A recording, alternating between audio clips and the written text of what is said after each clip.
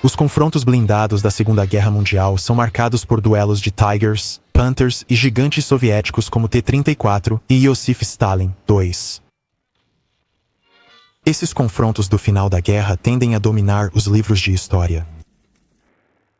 Mas antes mesmo de esses gigantes de aço existirem, as forças alemãs já haviam transformado a própria natureza da guerra moderna com um conceito revolucionário, o Blitzkrieg, ou Guerra Relâmpago. Nos 2 anos e meio iniciais do conflito, as divisões blindadas alemãs avançaram pela Europa com velocidade e coordenação inéditas, conquistando a Polônia, destruindo defesas francesas, dominando os Balcãs e avançando pelo território soviético. O centro dessas vitórias rápidas não era um tanque de ruptura massivo, mas o modesto Panzer Mir I, um tanque médio. À primeira vista, ele mal parecia um vencedor de batalhas, pouco armado, blindagem moderada e nada intimidador frente a projetos futuros. Na verdade, o Panzer I era ideal para a Blitzkrieg, projetado não para força bruta, mas para velocidade, coordenação e vitória rápida. Esta é a história de como um tanque médio aparentemente comum se tornou a espinha dorsal da Guerra Relâmpago da Alemanha, impulsionando suas primeiras e mais decisivas vitórias. O Panzer III foi criado nos anos 1930 como o primeiro tanque médio alemão. Projetos como o Panzer I e II eram soluções temporárias e veículos de treinamento, mas o Panzer II se destacou. Projetado para o combate blindado real, ele tornou-se a espinha dorsal das ofensivas rápidas e coordenadas que definiram a Blitzkrieg. O Panzer I foi criado segundo as especificações de Heinz Guderian, baseado em sua ideia de um tanque médio para a guerra blindada. O Departamento de Armamentos do Exército elaborou planos e designou empresas como Daimler-Benz, MAN Krupp e Rheinmetall para construir protótipos conforme os requisitos. Os testes dos protótipos ocorreram em 1936 e 1937, levando à escolha do projeto da Daimler-Benz para a produção. Ele foi criado para ser o principal tanque das divisões Panzer alemãs, enfrentando tanques inimigos, enquanto o Panzer IV teria o papel secundário de atacar canhões antitanque e fortificações de infantaria. O primeiro protótipo do Panzer III, designado Modelo A, foi apresentado em maio de 1937 e 2 anos depois, começou a produção em massa.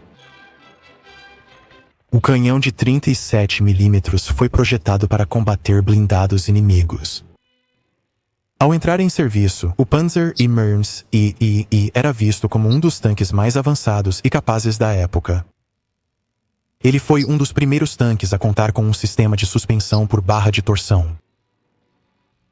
O Panzer I tinha uma torre para 3 homens e uma tripulação total de 5 homens: comandante, artilheiro, municiador, motorista e operador de rádio. Esse design permitia ao comandante focar nas táticas de batalha, sem precisar operar o canhão. Isso dava ao Panzer I uma vantagem sobre a maioria dos tanques contemporâneos, que não tinham essa especialização de tripulação.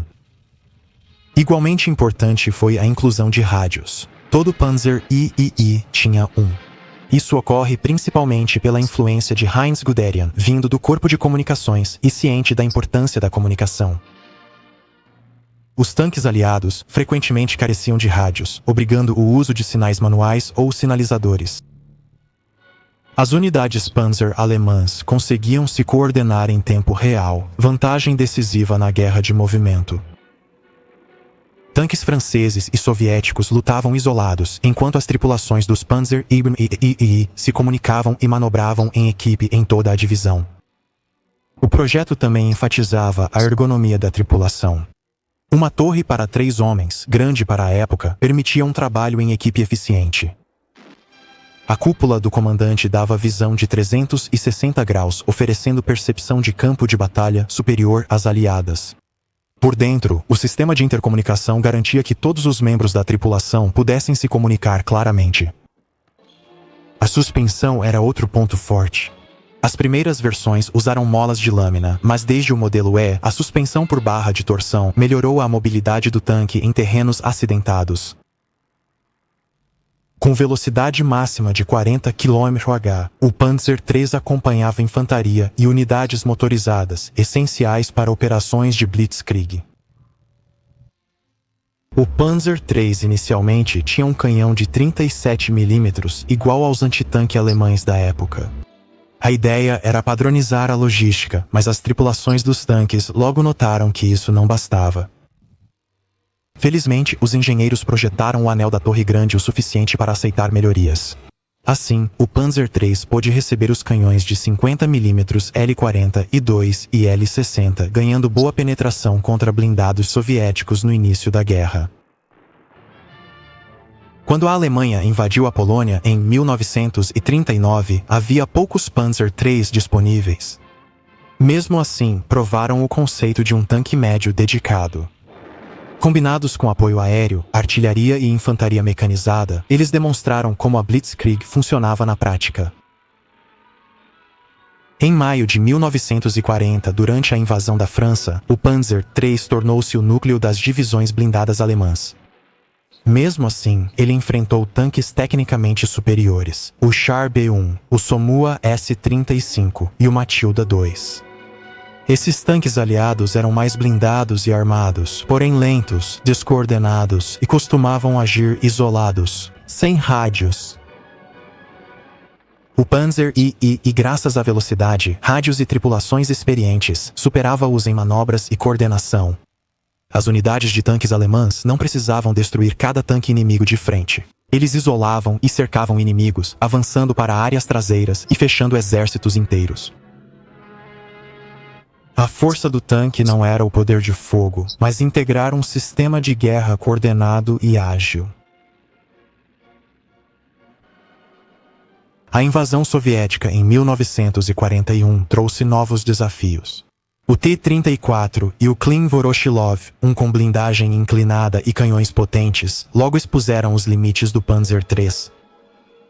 Versões com canhões longos de 50 mm tiveram utilidade prolongada.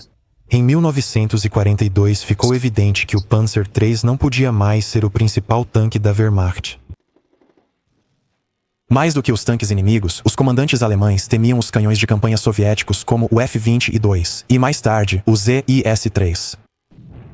Baratas, eficazes e produzidas em massa, essas armas destruíam panzers em grande número, destacando a necessidade de blindagem alemã mais pesada. A chegada do canhão antitanque PaK-40 de 75 mm em 1942 representou grande avanço para as capacidades antitanque alemãs. Com sua penetração superior e desempenho geral em comparação ao canhão soviético de 76 mm, o PaK-40 deu às forças alemãs uma vantagem crucial contra tanques inimigos cada vez mais bem blindados.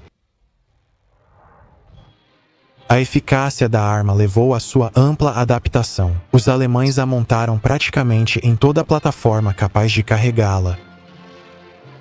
Porém, o chassi e o anel da torre do Panzer II não suportavam o canhão maior.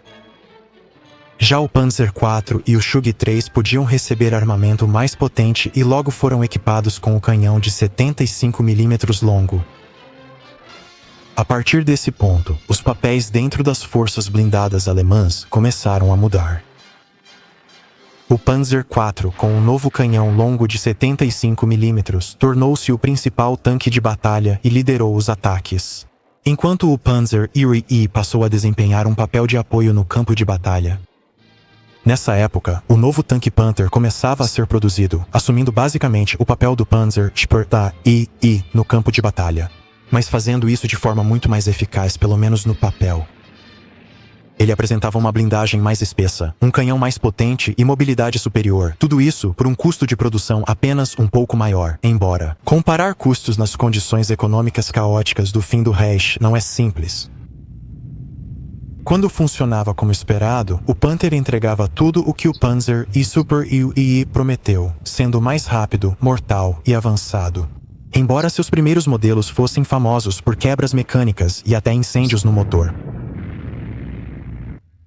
Desde o seu modelo inicial, A, até o modelo de guerra tardio N, o Panzer III cresceu significativamente, ficando quase 50% mais pesado do que suas primeiras versões, mas ainda assim mantendo a mobilidade. Isso só foi possível com a suspensão de barra de torção do modelo E. A blindagem foi aprimorada continuamente, alcançando 50 mm com a adição de blindagem espaçada. Apesar das melhorias, o Panzer INI não foi projetado para ser o peso pesado da Alemanha. A doutrina alemã enfatizava os tanques como parte de formações de armas combinadas, não principalmente como caçadores de tanques. Canhões anti-tanque, canhões de assalto e tanques mais pesados assumiriam esse papel. Mesmo assim, o Panzer III continuou adaptável. Seu chassi era confiável, fácil de reparar e ideal para modificações. Uma das grandes forças do Panzer II era a confiabilidade. Em campanhas onde falhas mecânicas destruíam mais tanques que o fogo inimigo, o Panzer II manteve-se firme. Seu motor e transmissão não eram sobrecarregados pelo peso, diferente de projetos posteriores como o Pantera, que tiveram sérios problemas de confiabilidade em Kursk. Igualmente importante era a facilidade de reparo. As unidades de recuperação alemãs diziam reparar até 75% dos tanques danificados. O design simples do Panzer II facilitava sua rápida volta ao serviço. Um Panzer III funcionando na hora e lugar certos era mais valioso que um blindado mais pesado, porém inoperante. O Panzer III, junto com o Stuck II, estava entre os mais fáceis de consertar. Numa guerra em que a disponibilidade era mais importante que especificações, isso mantinha as forças blindadas alemãs ativas. A Batalha de Kursk, em 1943, foi o ponto de virada. Apesar de ainda eficazes como apoio, os Panzer II estavam cada vez mais superados. Depois disso, a maioria foi relegada a teatros secundários, treinamento ou funções antipartidárias. Desde o início da produção em massa, em 1939, até sua última fabricação em 1943, aproximadamente 5.775 Panzer II MUADs foram construídos em 14 variantes diferentes. A versão final, o modelo N, foi adaptada para funções anti-infantaria e de apoio, em vez de combate entre tanques. Ela foi equipada com o canhão de 75 mm L-24 de cano curto, a mesma arma que serviu como armamento principal nos primeiros Panzer IV. O chassi continuou existindo, principalmente no famoso canhão de assalto Studi III. Sem torre, com blindagem mais pesada, e o mortal canhão de 75 mm L-48. Foi o blindado mais produzido da Alemanha e o caça-tanques mais bem-sucedido da guerra, com mais de 30.000 destruições. O Panzer II, portanto, deixou um legado que foi muito além dos seus anos como tanque de linha de frente. O tanque viabilizou as primeiras campanhas da Blitzkrieg, estabeleceu o padrão para a ergonomia e coordenação da tripulação e serviu como base para uma das plataformas blindadas de maior sucesso da Alemanha. O Panzer II não tinha o poder de fogo ou blindagem de tanques como o Tiger ou Panther, mas era o que a Alemanha precisava em sua época. Rápido, confiável e, acima de tudo, projetado para trabalho em equipe e coordenação, ele era o tanque perfeito para a Blitzkrieg. Seu sucesso não foi pela força, mas por viabilizar a guerra mecanizada que mudou o combate moderno.